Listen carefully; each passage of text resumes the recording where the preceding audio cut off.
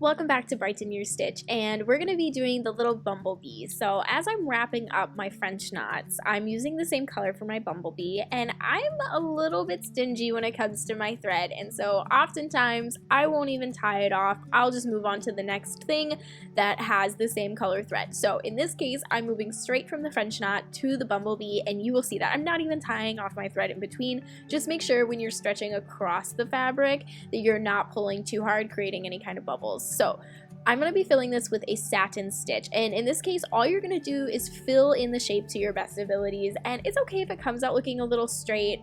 It's all good. It's a fake little embroidered bumblebee. No one really cares, but it's super stinking cute. So I'm just filling it in with some straight stitches. That's the whole point of it.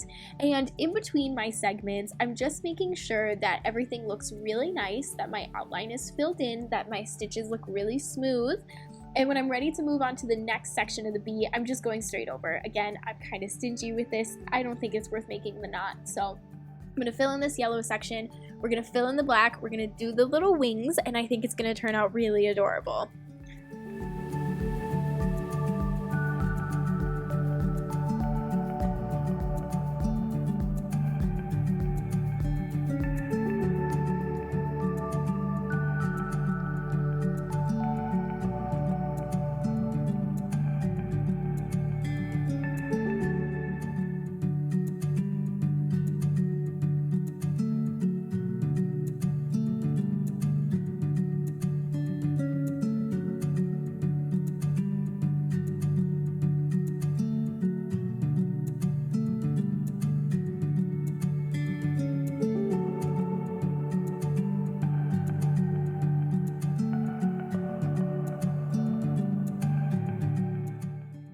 After you finish your yellow section, you are going to tie off your thread and you're going to get your black. And so let's just hop right into it. So you can see me coming up through it.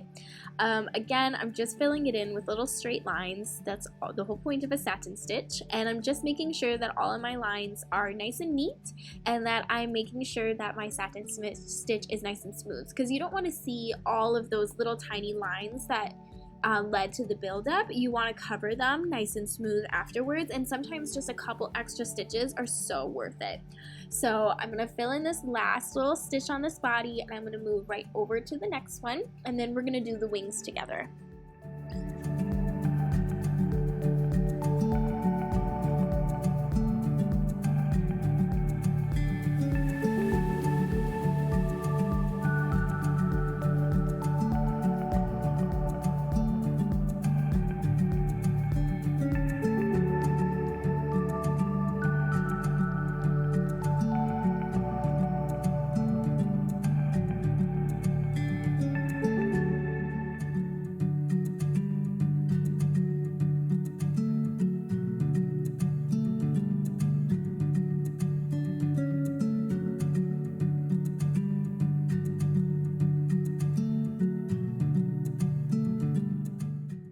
Now for the wings, this is kind of the tricky part. So I'm going to go in with a lazy daisy. I'm going to start my wing just slightly below the top of the body, because that's where the wing would start on a real bee. And creating my loop, I'm going to bring my needle back up through, and I'm going to run it through the loop, and I'm going to tighten it and tack it down. And I don't want to make this a super big loop or anything, because it's a little bee wing. It doesn't need to be too big. Now for the back one, it's kind of tricky. So what I'm doing is I'm actually starting from the top of the body, and I'm not putting my thread down right next to it, because in a bee world, I don't want it to look like it's coming from the same place right there. And so after I create that loop, I tack it down.